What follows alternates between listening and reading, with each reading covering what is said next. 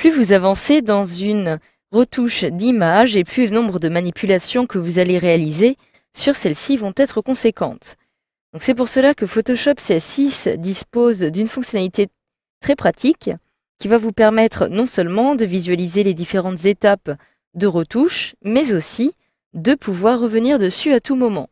Donc cette fonctionnalité s'appelle l'instantané, qui va donc vous permettre à chaque fois de prendre une photo, donc un instantané, de l'étape sur laquelle vous vous trouvez.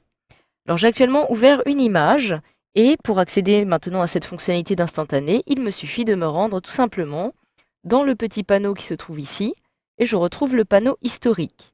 Si je clique dessus, j'affiche donc à l'intérieur de ce panneau les différentes étapes qui apparaissent ici. Donc la première étape que je viens de réaliser à partir de cette image est l'ouverture de cette dernière.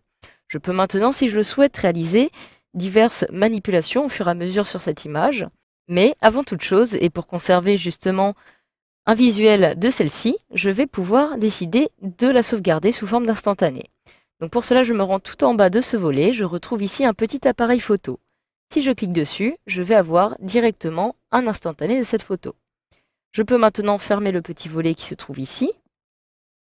Je vais décider de transformer par exemple mon image arrière-plan en calque 0, de façon à pouvoir travailler dessus. Donc je réalise un double clic dessus, je clique sur OK pour valider, j'ai maintenant mon calque 0. Je peux maintenant décider par exemple, si je le souhaite, de créer un nouveau calque en cliquant ici, et par exemple de le remplir avec un motif. Donc je me rends dans Édition, Remplir, je choisis ici un motif, je clique sur OK et automatiquement j'ai mon nouveau calque qui est rempli avec un motif.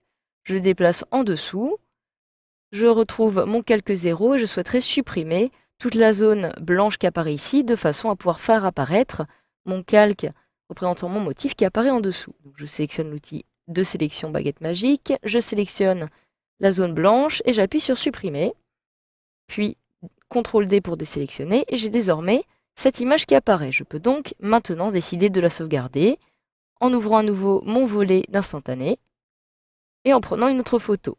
Je prends une photo, vous pouvez voir ici toutes les étapes que j'ai pu réaliser depuis le début. Si je souhaite revenir maintenant sur la première étape, donc celle de l'ouverture de mon image, donc la toute première, il me suffit de cliquer sur la photographie que j'avais précédemment prise, donc celle-ci.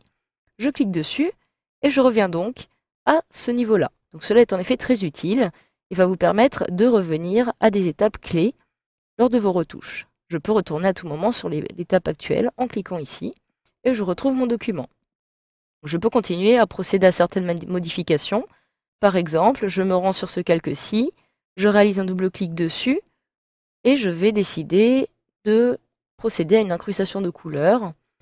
En cliquant ici, je sélectionne une couleur un peu orangée et je vais choisir un mode de fusion densité couleur plus. Je clique sur OK pour valider et j'ai désormais l'ambiance qui a changé. Je vais donc prendre une photo en ouvrant à nouveau mon volet d'historique et en cliquant ici. Donc cela va me permettre par exemple de pouvoir comparer justement parmi les deux ambiances qui se trouvent ici. Donc voilà, plus vous allez réaliser de modifications, de manipulations sur votre document, et plus vous allez pouvoir aussi prendre de photos de façon à comparer par exemple où vous en êtes dans les retouches.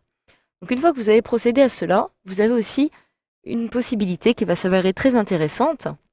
Donc admettons par exemple que je souhaite travailler à la fois sur ce document-ci, qui comporte ce calque avec l'incrustation de couleurs qui a été modifié donc ici, mais aussi sur un autre document qui comporterait justement cette image-ci. Donc cela n'est en effet pas possible pour l'instant, mais vous avez une fonctionnalité qui va vous permettre, en cliquant ici, de travailler et de créer un nouveau document à partir de l'état actuel, c'est-à-dire de l'état de l'instantané numéro 2 sur lequel je me trouve. Donc regardez bien ce qu'il se passe. Si je clique ici, automatiquement j'ai un nouvel onglet qui vient d'apparaître. Si je clique sur celui-ci, je retrouve ici dans ce document l'image de l'instantané numéro 2. Je retourne maintenant sur l'onglet sur lequel je travaillais, j'ouvre à nouveau le panneau historique, et si je clique ici, je peux à tout moment travailler à nouveau sur ce document. Je peux donc avoir les deux à côté, ce qui va me permettre de le comparer et de travailler sur les deux en même temps. Donc vous pouvez aussi, si vous souhaitez, décider de supprimer des instantanés. Donc par exemple celui-ci, je clique dessus et je clique sur la petite poubelle sur le supprimer. puisque j'en ai plus besoin. Je clique sur oui pour valider. Je retourne par exemple sur mon instantané numéro 3. Et voilà, grâce à cette formation, vous savez désormais maintenant comment gérer l'historique à partir de l'instantané sous Photoshop CS6.